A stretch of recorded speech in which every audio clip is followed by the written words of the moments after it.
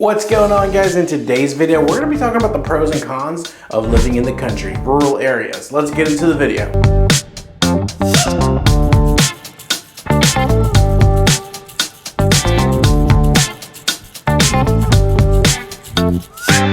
My name is Ramon Lomeli. I'm a local realtor and the team leader of the Smart Move Group brokered by eXp Realty here in Winston-Salem, as well as all the surrounding areas. And I wanted to make this video today because a lot of you guys watching these videos have been calling me lately from New York, from Florida, some from California, and all of them kind of have something in common. They want to move here and they want to buy 1, 2, 3, 10 acres of land. And that's all fine and well, and I'll be happy to help you find that. However, a lot of people don't know exactly what it takes or what it is like to live in a rural or country setting. And that's what we're going to be talking about in today's video. Before we jump into it though, I just want to remind you that if you have any questions, comments, concerns, that's literally why I do these videos. Feel free to reach out, shoot me a text, send me an email, give me a call. Number on the screen is my cell phone number directly. And also do me a huge favor, because these videos take a lot of time and effort, a lot of research, recording. I do like 47 takes for every sentence I say on here. Not really, but you know what I mean. It's a lot of effort. So if you don't mind hitting that like button, leave me a comment, but above all, subscribing, because those kinds of things keep me motivated to keep pumping out these videos for you. And lastly, in the about section of this video,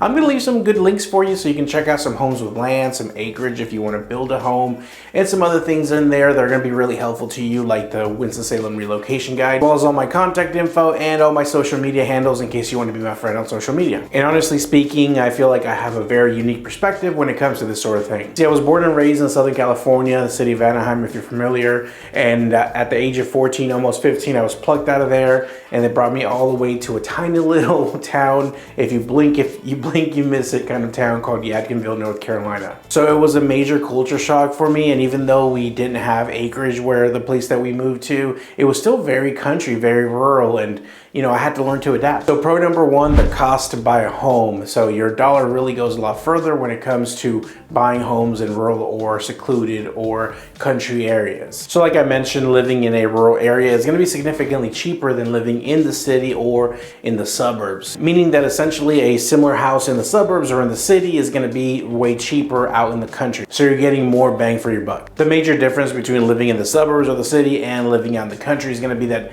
typically you're going to get more land and more privacy when you're talking about living in a country rural area. And actually inside of Winston-Salem, it's not rare, it's not uncommon to see homes with some acreage or maybe an acre or two, but it's going to be way more expensive than if that same home was out in the country. But not only are their homes cheaper usually out in the country, but also your taxes are going to be cheaper. So usually what happens is that you're only going to be paying county taxes, not both city and county taxes, as if you were in the city. And trust me, those monthly payments will usually take a bite out of your wallet every single month. Now let me tell you about one of the cons about living in a rural area. One of the issues that I see pretty often is having a issue when it comes to using the land. And let me explain. Say for example, you live on 8 acres, 5 acres, whatever amount of acres you want to imagine in this scenario, and you have a dog, so you want to build a fence. Building a fence for 8 acres is surprisingly expensive. Well, maybe not surprisingly, but really expensive. So what most people do with a lot of land, they just section off a portion of, you know, the back of the house there. However, now it kind of feels weird and looks odd because the rest of your property is unfenced and you just have this one random fence here. Also, out in the country, you're typically going to be living with a well and or a septic tank.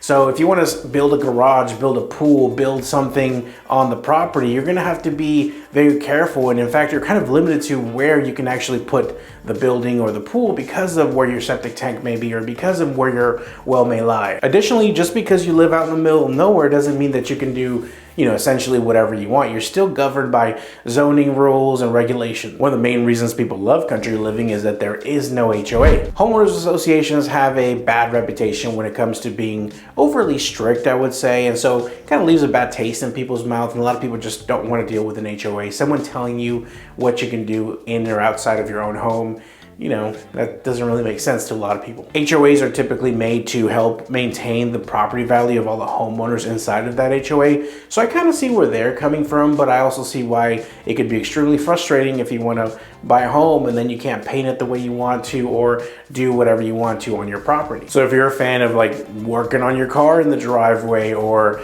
not having to ask for permission when you're going to build a shed or build a structure on your property, then you're definitely going to enjoy not living in an HOA. And I will say though, there are some rural communities out there with acreage that do have HOAs, so they're kind of rare, but be careful. Just because you're having a lot of land does not mean that you don't have an HOA. Make sure that your realtor or myself can check that out for you. Now it's time for the next con, and it's going to sound funny, but you'll see where I'm going with this. Not having an HOA can be a con. For example, say that you have a beautiful home in a rural area and everything's been wonderful, but now it's time to sell it and downsize or buy another investment, whatever you want to do, but it's time to sell it, right? But you notice that your neighbor doesn't mow his lawn, he's got unkempt vehicles, there's trash in the driveway. And so when a potential buyer comes to see your home, they're gonna see that neighbor, and it's gonna be harder for your property to sell. In this scenario, an HOA actually might be helpful, because then the HOA would be dealing with that person to make sure that they're taking care of their stuff, or they're gonna be fine. So an HOA could actually help you make more money, or at least maintain the value of your home. The other thing that the HOA is helpful for is usually if they offer like a community pool or dog park, or some kind of community amenity, or landscaping for common areas, signage, street lights, things like that. That kind of really helps the value, and it helps know that you're actually getting something out of your money when it comes to HOA, without having to put a pool in yourself or build a playground or build a dog park for yourself. And I realize that if you're watching this video, you're probably not a fan of HOAs, so I just kind of want to break down why an HOA could be a good thing, but more often than not, people look at it as a negative. And we're going to keep going with these pros and cons, but I just want to remind you that if you have any questions, comments, concerns, you know the drill. Give me a call, shoot me a text, send me an email. Contact info is in the about section. Number on the screen is my cell phone number directly. Don't forget to like, comment, subscribe. That always helps me stay motivated to keep pumping out these videos for you. And don't forget about all the awesome, helpful links I left in the about section just for you. And now let's talk about a big pro, and one of the main reasons people love living in rural areas or country areas, and that's going to be privacy. Being that in rural homes you usually get more land than typically in the city or suburbs, that means that you're going to be further apart from your neighbors, and which is a good thing generally, because their lifestyle is not going to interfere with your lifestyle and vice versa. You probably don't want to deal with that neighbor who decided that 7 a.m. on a Sunday was a good time to mow their lawn, waking you up, like in a neighborhood that happens sometimes, or they've got a project car or a workshop that they're working in, banging hammers away at 7 or 8 in the morning while you're trying to sip your coffee. Also, I just remembered a quick side note that when I first moved to a rural area was the first time that I really noticed like the stars, because in Southern California, big city, constant light pollution, you don't really see the stars. You also hear traffic and sirens and noises at all times of the day or night. As in the rural areas, I mean, cars will fly by through there every now and then, but typically they are far and few in between. And so it's a much more peaceful, kind of tranquil setting. Now let's talk about another con, which is going to be your commute. And by the way, there's different levels of like rural or country living, right? There's people that are kind of adjacent to the city, and then there's people that are like 30, 45 minutes away from a Walmart. That's a whole different level. Still considered country and rural, but not quite as bad. So just know that your commute will vary greatly depending on whether you're 15 miles away from the city center, or you're 30 miles or 45 miles away from a city center. Which typically what I see some of my friends and family and previous clients that live in rural areas is if they're gonna go home on the way to work, they're gonna stop at the grocery store. That way they don't have to leave the house once they're home. But it becomes a situation where if you forgot the loaf of bread, now I'm taking 20 minutes to get to the store, 20 minutes back, that's 40 minutes. That's basically an hour that you just spent on the road. Also, not only that, but if you're driving real early in the morning or real late at night when it's dark, the sun's not out yet, the roads are dark and you might hit a deer. There's wildlife out there, so it can be a little bit dangerous, especially in the colder seasons when there might be ice or snow on the road. It might cause you to slip, because typically the city gets cleaned up first and then they venture out into the county. So yeah, just keep in mind there's typically no street lights, a lot of winding up and down hilly roads to traverse. just to get to the city for a loaf of bread or, you know, whatever errand you got to run. Another pro of living in a rural area is going to be your utility costs. Now, I don't know if you know this or not, but if you're living in the rural areas, you're going to have, typically speaking, a well and a septic tank, which means you're not going to have a water bill from the city and you're not going to have a sewer bill from the city, which is nice. I mean, there's definitely a sense of self-sufficiency when you're talking about,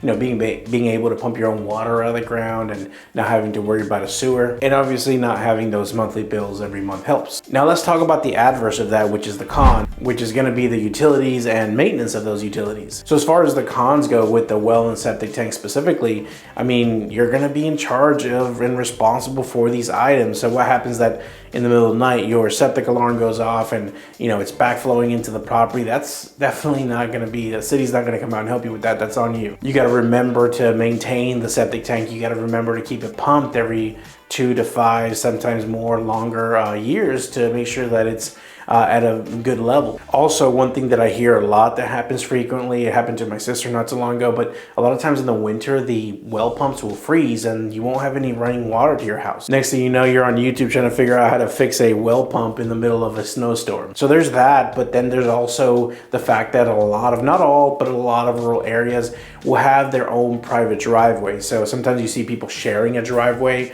and that is its own bag of dilemma, its own dilemma by itself. Who's gonna pay for the gravel when we need gravel? What happens if someone's in there doing donuts? Now you gotta go and fight your neighbors. And a lot of times they come up with these little agreements that are like, hey, we all pitch in $100, and at the end of 3 years we come and we put another load of gravel in.